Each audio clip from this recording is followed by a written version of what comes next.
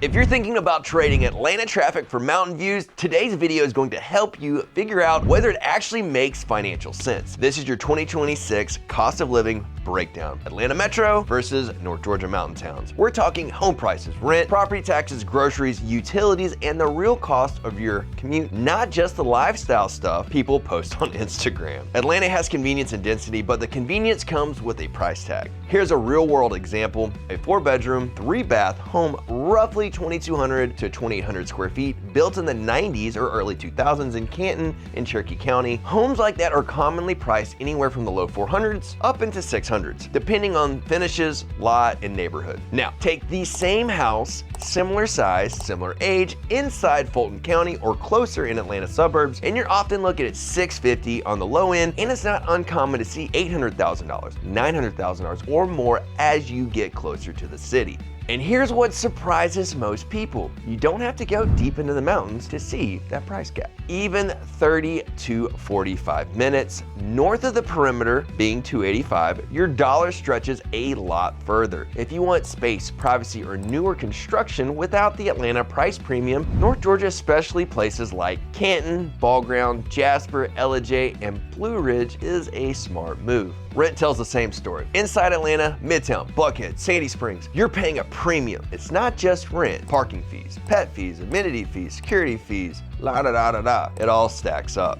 In North Georgia, rentals aren't cheap per se, but you're usually paying for space and quiet, not elevators and parking garages. That often means bigger floor plans, easier parking, and less noise, usually for less money each month. If you're remote or hybrid and don't need to be near a city office every day, the rent difference alone can be a game changer. Another big one people underestimate is property taxes. Wah, wah, wah. Fulton County effective property tax rates are typically around 1.08% of a home's value. So on a $500,000 home, you could be paying $5,400 or more per year in property taxes. Now compare that to Cherokee County, where the effective rates are often closer to 0.7 to 0.8%. The same $500,000 home might run closer to $3,500 to $4,000 per year. Go further north into counties like Pickens or Gilmer, and you'll often see effective rates around 0.5 to 0.6%, sometimes even lower. That's thousands of dollars per year staying in your pocket every single year you own the home. It's not just the purchase price, it's long-term cost of ownership. Let's talk about one of my favorite topics: food.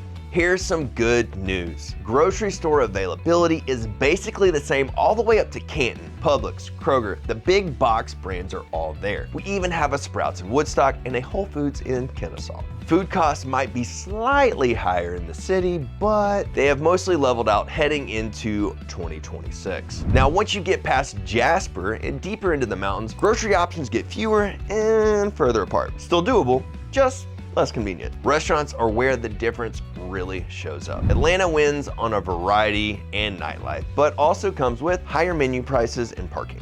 North Georgia leans more local and casual, usually cheaper, fewer choices, and slower pace. If you like low-key dining, North Georgia is easier on the wallet. If you want high-end food and nightlife, Atlanta offers more, but you're gonna pay for it. Utilities, mostly a wash. Water, power, gas, trash, similar pricing across the region. Internet's the wild card. Atlanta has fiber almost everywhere. North Georgia has made a huge improvements, but once you get into the mountain roads or more rural areas, speeds can drop. Some areas in rural North Georgia even struggle with cell service. I know, right? If you work from home, always verify the internet at the address before fall in love with that view. This is the big one, the commute. Living in the mountains can absolutely save you money, but if you're commuting into Atlanta 5 days a week, those savings can disappear pretty fast. Gas, wear and tear, and hours of your life sitting in traffic. We do have the I-575 express lane, which helps a whole lot, but it comes at a price. It's not free. A one-way ride on the express lane from Canton to 285 can cost you up to $8 one way on your Peach Pass. It adds up if you're commuting daily, but for some, it's a huge time saver, worth the extra dollars. I know I use it all the time.